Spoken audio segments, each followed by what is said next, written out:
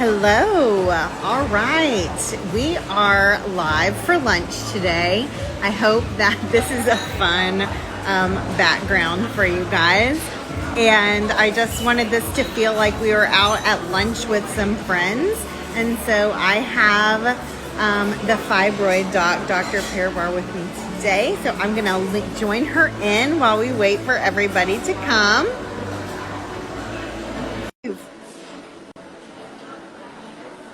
Right. See if it works. Hi. Hi there. All right. We'll see if we can, we'll see if you guys can hear me. If you can't hear me, then I'm mainly asking questions today anyway. And we'll see if we can hear Dr. Prabakar. So good to have you on with us. Thank you. Thank you. My background is not as fun as yours. We'll go with that. Oh, I like this. You know, it's like I'm coming into your office and having lunch and learning about fibroids. And yes. Yes, super exciting. Thank you. Yes, thank you so much. Well, I'm going to give people a couple of seconds to join and hop on. And Nice. then I'd love for you to introduce yourself. And while you're talking, I'm going to mute myself because Okay. I did not know that there was going to be such loud music. So, What kind of restaurant are you at? okay, guys, I am at the Restoration Hardware in Nashville. So this is the furniture. Okay. And, but I like coming here for lunch, and it's lovely and beautiful. So everybody, so beautiful. And where are you joining us from? I'm going to let you do a full intro with your practice and everything too. But if you'll introduce yourself, where you're from, and all that, that'd be awesome. Yes, great. I am actually joining from Lafayette, California. So I'm in the Bay Area. And should I do an intro now, like with? Oh, sure. Well, Sure. let me say something very quickly first. Yes. I told everybody before you got on that I just wanted this to feel like lunchtime. A lot of companies do things like this where you might have a doctor on or have some healthcare professionals discussing topics. But the reason I wanted it to kind of feel like lunchtime for us is because, when we're in practice, often we have people come in from the outside educating us at lunchtime. And this felt like an opportunity for two women in healthcare, two women physicians, to have a real conversation that's not surrounding, gimmicky things. It's not, we don't want to send any false information out. This is more educational and kind of aspirational and where we want to see things going. We may not have a lot of huge answers for everyone today. It may be more questions than answers, but really good discussion. So again, I'll just introduce myself first in case you all don't know me. I'm Dr. Meg Galaski.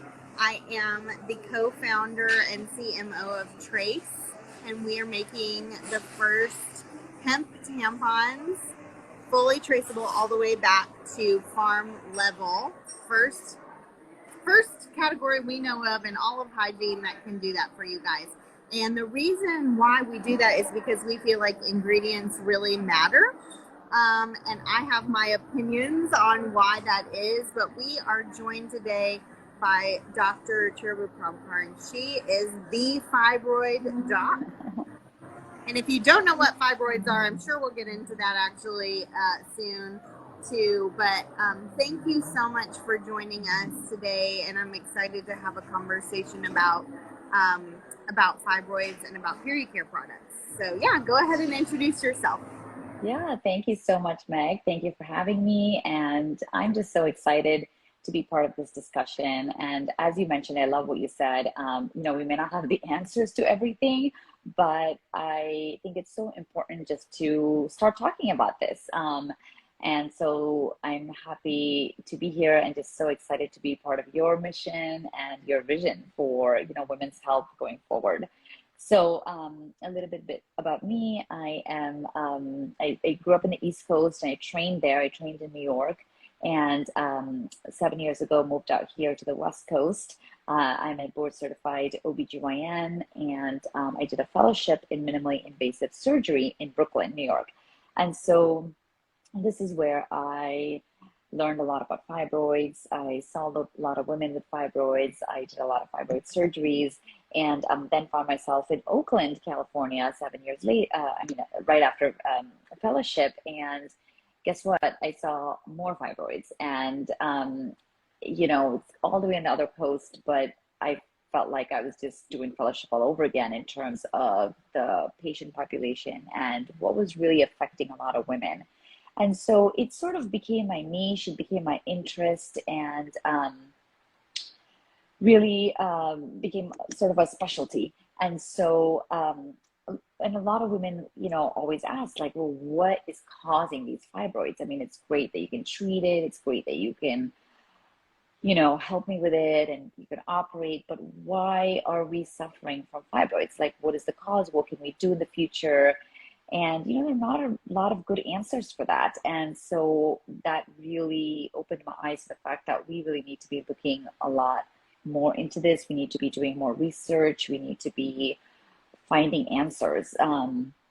And so it's sort of become my life's work, kind of, really looking into this and finding out what is causing this, and also helping women on a day-to-day basis who have this problem. And so my fellowship has really helped me, given me the skills to take care of women with fibroids. I do a lot of robotic surgery, a lot of laparoscopic surgery, and I just opened my own practice in the Bay Area, and it is exclusively focusing on gynecology and surgery, especially fibroid care. So that's a little bit about me. That's awesome. And tell us the name of your practice. Yes, my practice is called La Morinda Gynecology and Surgery. And so everybody in the Bay Area, please go to her. Yes, you can find me on my website, lamorindagyn.com. Perfect. Perfect. I want to say that at the beginning because then we won't forget at the end. We'll say it again at the end too. Yes. So tell me, what was it just because you were getting this question so much that you really delved into fibroids, or was it just something that kind of fell into your lap? Or what was the push that you were like, okay, I'm seeing so much more of this. So many people are asking me, where did that transition happen, and kind of what was your heart telling you about helping people struggling with this? Yeah, so I think that's a really great question. And I think what really sort of drew me to this was the fact that women deserve better answers. And I was just thinking, when we had COVID, the COVID pandemic in 2020, the world worked so quickly to find a vaccine, right? Before a year, we had a vaccine on our hands. And yet here's a problem that women have been facing for decades, and we have not come like really anywhere close to figuring out what causes it. And we're talking 50% of women, 50 to 70% of women by the time they're 50, and 90% of Black women by the time they're 50. So this is affecting a ton of women, and it's leading to reduced work life, it's leading to poor quality of life, family time, vacations. It's really a whole life problem. It's just not something that can be tucked away in a corner as one compartment of a medical issue. And so I started thinking, like, why don't we have more answers? Like, what else is going on that's causing fibroids?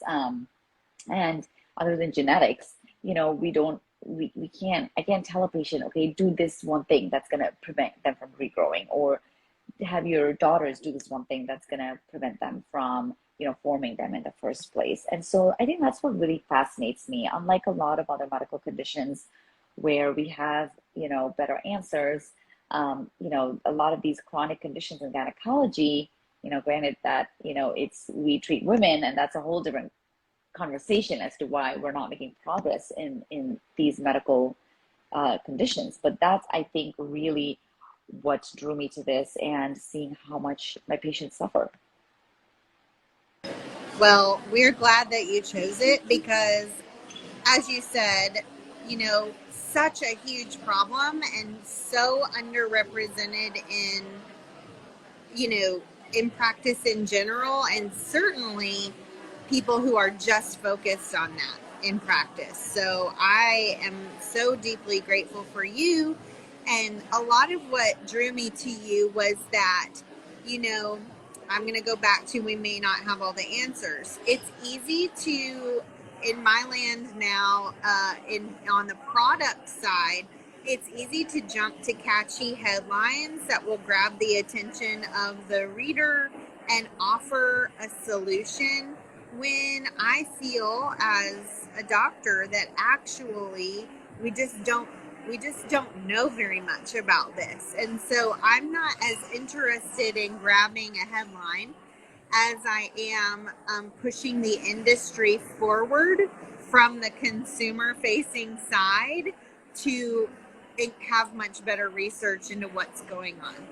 So I think that if we join forces together from the clinical side and from the product side, and we tell people, politicians, other fellow physicians, other pharmaceutical companies, everyone in the medical side of research, that we are listening to the voices of women and people with periods, and they are telling us, they're asking questions that we cannot provide the answer to because the research is so lacking, that if we continue to raise our voices about that, then we can be heard altogether. And I'm so excited about that possibility.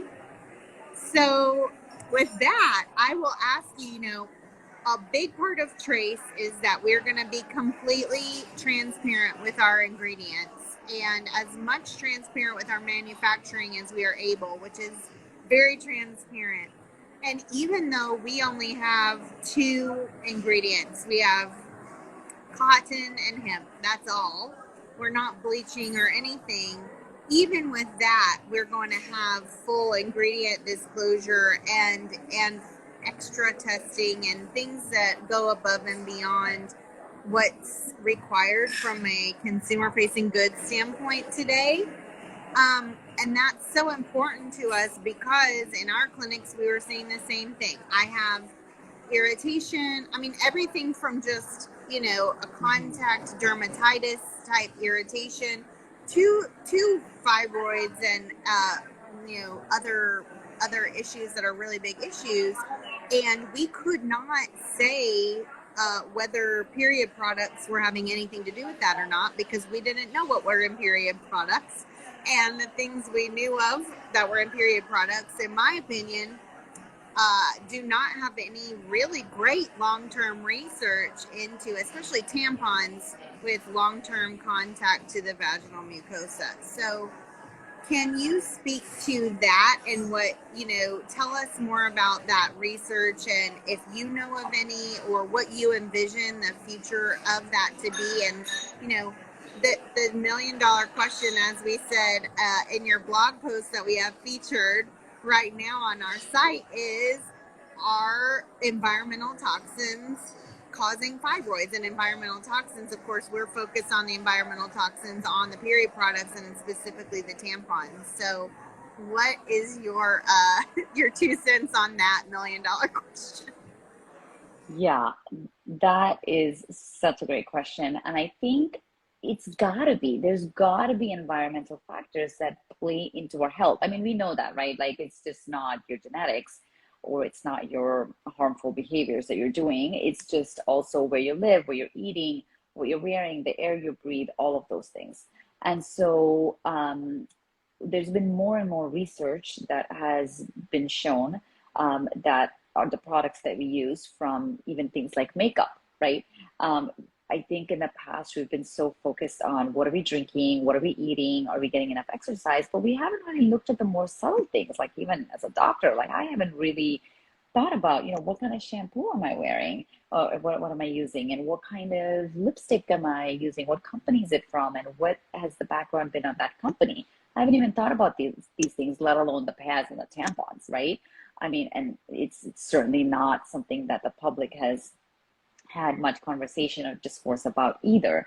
But patients and people want answers. And I think we need to really push the envelope when it comes to medical research now to really look at these and hold companies accountable for at least the harmful chemicals that we know already, right? We have a list of things that we are trying to avoid in our products, and at least start to identify the companies that are using those so patients can stay away from them.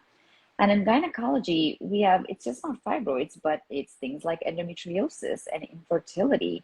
Huge rise in infertility now. Like, I mean, where is this coming from, right? Like, we have quote unquote learned how to become more healthy. We are probably as a country exercising more in general. We are more aware, we're more educated with the internet and social media. Patients are learning a lot more and taking their health into their own hands. But yet, here are some diseases that we still don't have answers for, and our health outcomes can be argued that, our health outcomes are only getting worse. So what is the missing link? And when we hear occasionally studies out of Southern Asia or East Asia where patients got certain diseases because they were farming with pesticides, and as kids they were exposed to it, right? So we're all aware of the environmental link, but I'm fascinated by, well, what else are we using on a day-to-day basis that could be causing it? And for women, I mean, we use period products a lot, and could that be related to fibroids and endometriosis and infertility? I mean, we're using these products from the time we hit puberty, 12, 13, even earlier, right? Right when all of our hormones are being set and our, female reproductive organs are maturing. And so I'm fascinated by that connection, and it would be really great to see a study being done on that, perhaps using your tampon line versus the commercially available tampon line. So I think there needs to be more conversation about it. And I'm just so excited to be, hearing that you're doing this and to be a part of that as well. Well, thank you. From a patient standpoint, I'll say thank you too, because I have PCOS, and of course, and that means polycystic ovarian syndrome, and I struggled with infertility as well. And before I went to medical school and went through infertility during residency, again, I'll echo what you said. I wasn't thinking very much about what I was using on my skin at all. Using on my skin, I wasn't thinking about my clothes. I mean, microplastics is just a new thing to me in the last 5-6 years. And so there are so many things. And then when we're talking about specifically the vaginal mucosa, it's funny because we've looked specifically into research there. One that I'll mention is dioxins. And so a couple months ago, of course, there was a TikTok blow up about dioxins and tampons going to kill you. And it divided everyone so greatly. Half of the people said, used it as a headline to get attention. And then a lot of physicians were saying, no, it's totally safe. And I found myself very much in the middle there. I cannot honestly find any great research on long-term dioxin exposure on mucosal surfaces, whether that's mouth or vagina. And to me, that's the issue. So I can't even make a conclusion to say yes, it is safe, or no, it's going to kill you. I can't say that, because to me, it's just research that's been completely forgotten. And women and people with periods and anyone with hormonal issues now, as you said, I mean, with infertility from whatever issue, and then even leading to other hormone disruption things, and even to cancer, that we've kind of been left in the dust as far as really good medical research goes into this. And so I'm not here to say, like, for sure these ingredients that we aren't including are going to harm you. I'm just saying, we do know that, especially in the state of California, that there are many of these things that are hormone disruptors, glyphosate or Roundup being a big one of them, pesticide on the field that we do not use. Those things are a little bit more researched, but still not deeply, still not mucosal long-term contact. So we feel like at this stage, the things that we are advocating for are one, more physician and clinician involvement in this issue. Like you're bringing attention and bringing light to this issue that is so important. And then two, brand honesty and transparency. And truly, companies, if you can't trace your product all the way back exactly to the plot of land it came from, and be in conversation with the farmers, be in conversation with the people who steward that land, knowing that they are not going to spray glyphosate on that exact field, you're just relying on third-party certifications to prove that to you. And we know that that's a big issue in and of itself. So there was more organic cotton sold than was grown last year. So that's a failure on the third-party verification that this was actually organic cotton. So even if you're a consumer and you're trying to do the best you can, you buy an organic cotton tampon, you buy a product that's labeled a certain way and it has the certifications and verifications, even then we have found that it is nearly impossible to really prove what was going on. So to me, that starts with us doing this difficult work of managing our supply chain, not even just knowing it, but managing it from the farm forward. And then two, the advocacy work to continue to prove to lawmakers and lobbyists and everyone in this industry that people do care, and that they're going to have to start doing better at being able to prove those things, that we care what we put in and on our bodies, and they're going to have to start listening to us, so we can come at it from that standpoint as well. So that's how I feel about it, and why we're approaching things the way we are. And I'm so glad to have you as a supporter and someone who understands this mission, and somebody who I feel like is energetically and emotionally aligned.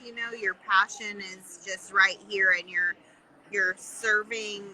This is your life's purpose, and you're really serving these people, and it means a lot to partner with like-minded people. So thank you so much for that and for your support. Is there any last thing that you feel like you want people to know or to do, or that they can look into for themselves for their own health, when it comes to obviously fibroids, but any hormonal OBGYN issue or gynecological issue or things like that, or like your overarching message that you want to, if you could stand on a mountaintop? Yeah, something that I'll just share a piece of advice that I'm taking seriously myself. I'm looking at my water bottle, it says BPA free and all of that, right? And I think there's starting to be a little bit more of awareness and identifying, okay, toxic chemicals, things that we already know that shouldn't be used. But I think it's unfortunate, but the onus has now come down to the individual consumer. It's come down to the individual patient. It's come down to the individual consumer. But let's start thinking about this, because we have relied on stores to tell us, as you said, what's in their products, but we know that that's not reliable anymore. So we have to start doing our own research into, looking at more sustainable and also things that are not going to harm us. Now, living in the Bay Area, I think I'm exposed to this a little bit more. People are trying to be more organic, more natural, and there are a lot of grassroots work being done on exactly what we just talked about. But I think this may not necessarily be the milieu in like other places, but I think with social media now, we all have the opportunity to get this information and just try to start being more aware. And as you said, we don't have, black and white answers. We don't know, like, is this going to cause fibroids? Is this, not taking this, is this going to take away my endometriosis? We don't know. But I really do believe that our environment and the things that we put into our body are a huge, play a huge role in some of these long-standing kind of unexplained disease states. And I love the point that you made about also lobbying to, political parties, right? Because just the fact that we were able to come up with a vaccine in less than 12 months, and yet we're not able to fund research studies that are affecting half our population, that's really sad. And I used to tell patients in residency, oh, we don't know what causes fibroids. And I thought to myself, well, by the time, I do fellowship, like we're going to have something. And then I'm telling patients, in fellowship, the same thing. And then I've been in practice now 7 years, and I'm still telling patients the same thing, like, how is that? Like, we really do need to start putting the pressure for more inclusive studies that are looking at fibroids and women. And I think if we identify some of these key toxins, then that can be extrapolated probably to the other conditions that we also face, like endometriosis, PCOS, and infertility, because it's a huge toll on women and our bodies, our finances, and the ability to, have a family and live, just a quote unquote normal life.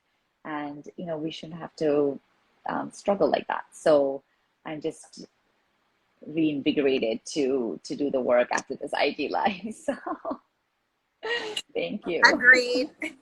We have a good question. How do we get more educated on the right products to use and products to avoid when trying to conceive? So I'll field that to you. Yes.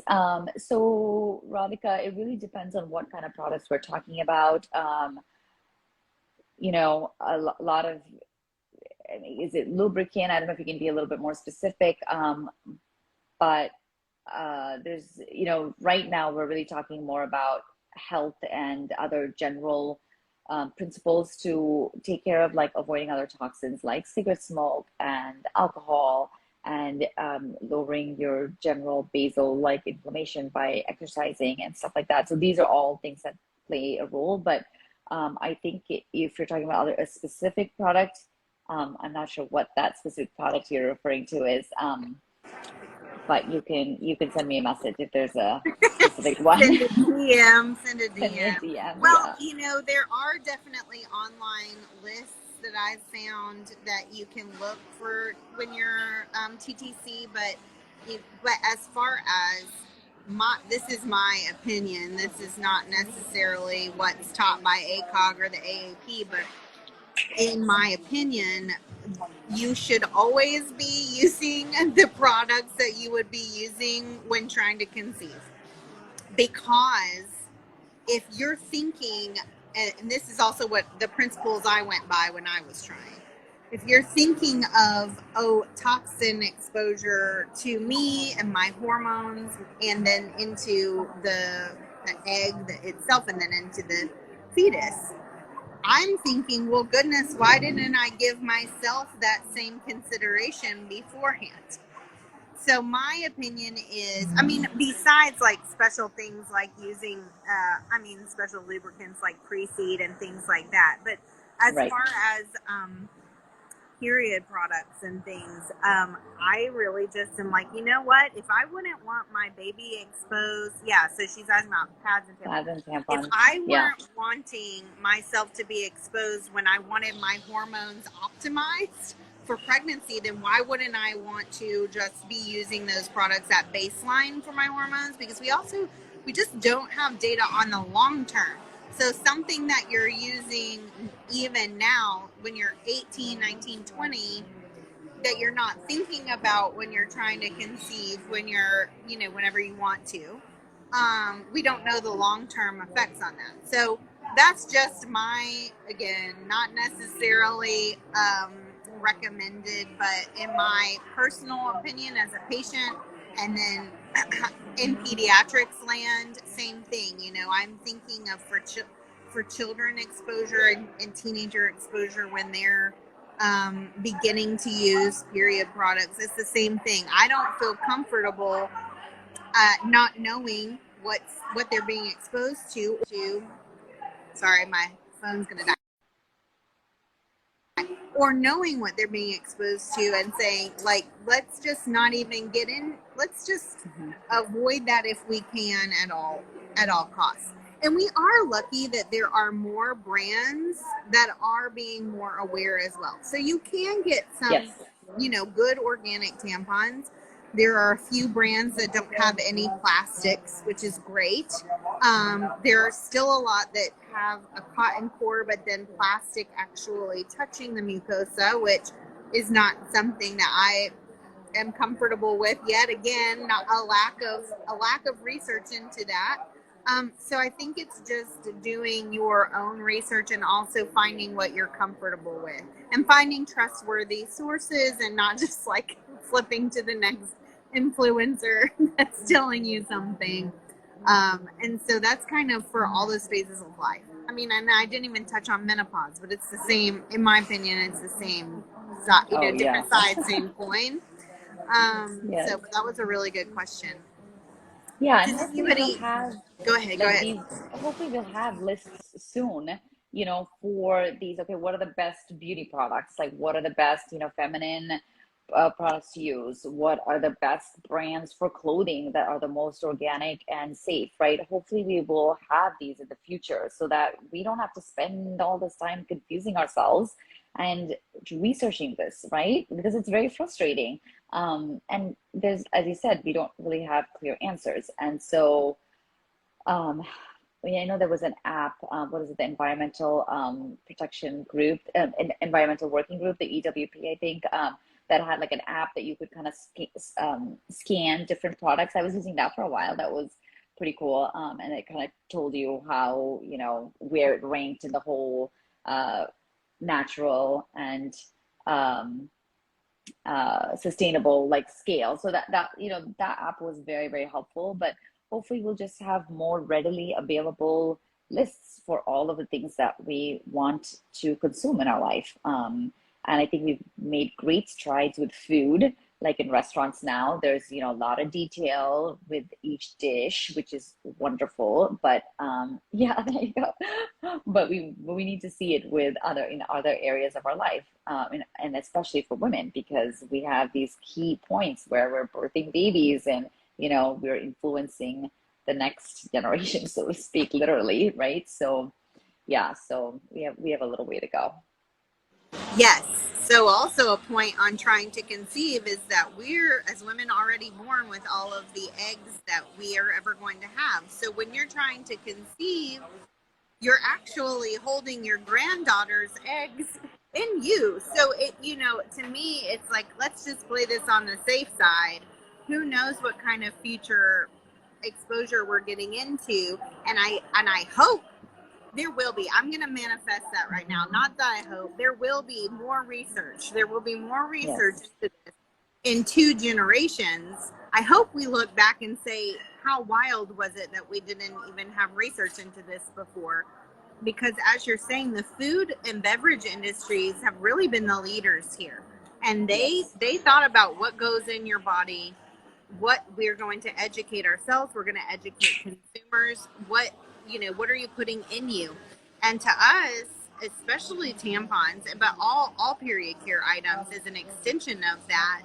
um, and I totally agree with you. People just deserve to know what it is, and then once they know, then they can make decisions. And if they feel like they can't make an educated decision, then they can put pressure where it needs to be applied so that funding and attention and time will go towards trying to find answers to these. So I think that by having these public conversations, it is so important And I hope that we look back, in 10 years again, even 10 years, and say, oh my goodness, look at this body of research that's being built up.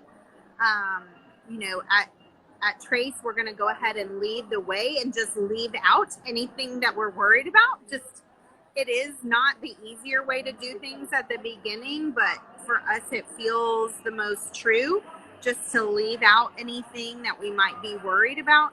And also with the principle of progress over perfection, because we do have to start somewhere. And if we tried to make like the perfect product right now, we would never ever launch, because it doesn't even exist. We can't even get a hold of it.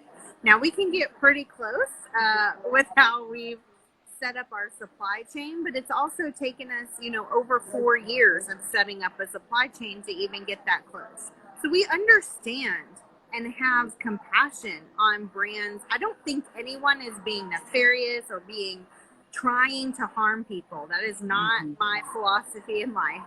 But I think that it's just very hard, and we are willing to take that on. And we're happy to be leaders in that product category and showing. And we have a lot of partners and nonprofits that, have been trying to do this from the nonprofit side, which is the hardest way to do it probably. And they're happy that as a brand, we can come alongside behind them and say, like, look, we're putting your vision into practice, and we can do it. And we appreciate the support of everyone. I will throw a nugget in here and say that funding is definitely an issue, because like I said, it's been 4 years of development, and what we do is not the cheapest way. It's just not. It takes more money to do things in a healthier way. And so we are raising money on WeFunder right now in a community crowdfunding raise. And the reason we're doing that is because we know that you all care. We know that the people on social media care. We know that the patients in the clinic care.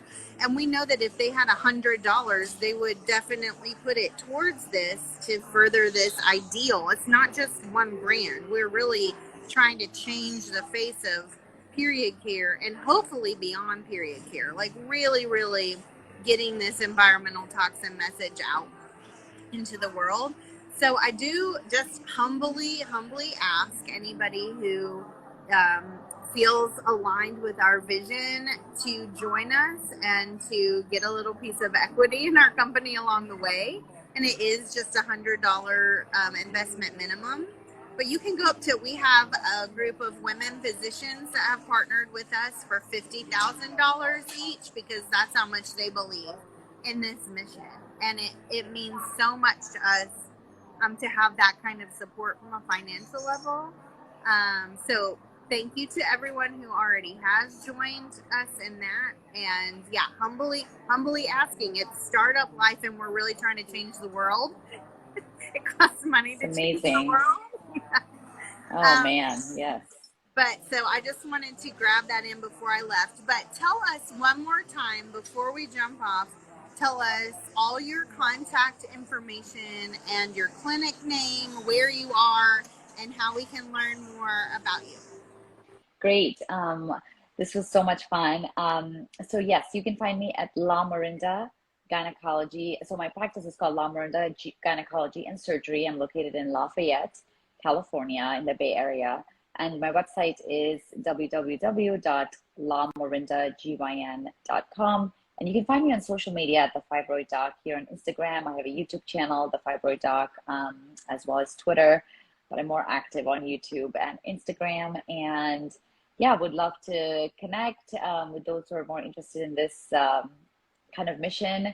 If you want fibroid coaching, you can also reach out to me there. And yeah, thank you for watching. And Meg, I'm so excited for you and your vision, and I'm so excited to partner with you. I'll have to go and find that link that you said to, where we can get in.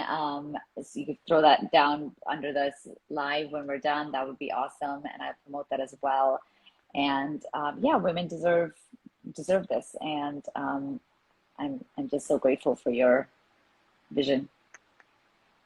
That is so kind. And I apologize everyone again for my bumping music. This was a little bit louder than I thought, but that's fine. It's lunch vibes for us today.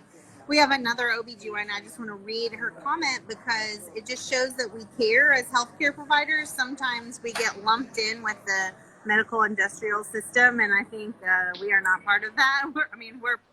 We're part of it, but we're trying to change that too. So I just wanted to bring that to everyone's attention that like we're aware that healthcare is not the most environmentally friendly field, as she's saying. She's an OBGYN. All her patients are also always asking what is in different products or what's best, and it's so hard to keep up. And it is. And the reason it's hard to keep up is because it was actually legal to not disclose ingredients. And actually, the only two states where you have to disclose ingredients is New York and California now. And even as companies have come out and are starting to disclose ingredients, there's a lot of games being played. It is, as someone on the production side now, the level of transparency is still not there, even when people are including ingredients. And so no wonder we're just trying, thank you. I don't know what her name is, but That's Liz. Liz and I went to college together. Shout out to Liz. She's an OBGYN. Shout out Liz, Dr. Yes, Liz. Dr. Liz, OBGYN. Yes. Like you're trying your best. You are doing great work. We appreciate all of the healthcare providers, physicians that are trying to do the work, that are really trying to serve our patients better. And hopefully by us making a product that's very frank and straightforward, that will make your job a little bit easier.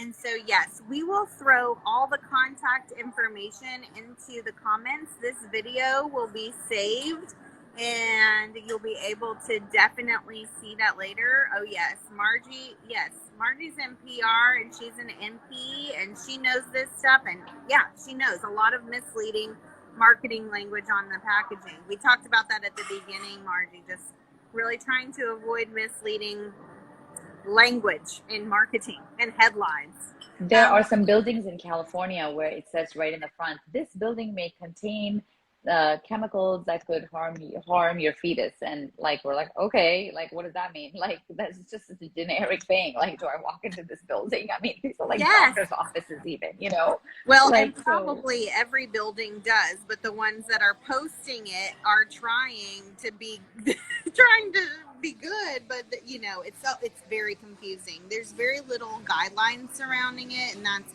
circling back to the lobbying and why it's important from a governmental standpoint.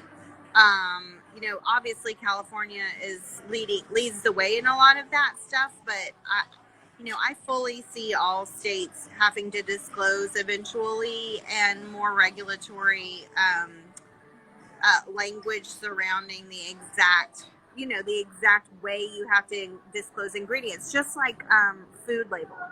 Food labeling is very standardized, and I foresee that being the future, which I would not be opposed to at all. I would love that. Let's standardize it so that make it easy. Everyone can make it clear. Nobody will lie as much. Okay, so we will save this video, and I will definitely have you back on another time, because this is fun, and 30 minutes is not long enough to try to discuss all of this.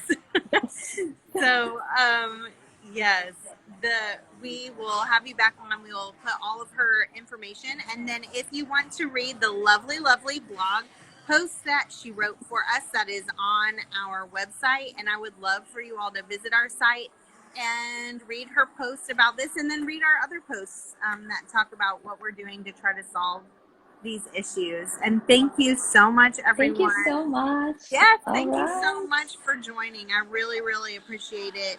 I'm glad you're able to pop on and have a good afternoon with your patients. Thank you. All right. Have a great day. Okay. You too. Bye. Bye. Bye.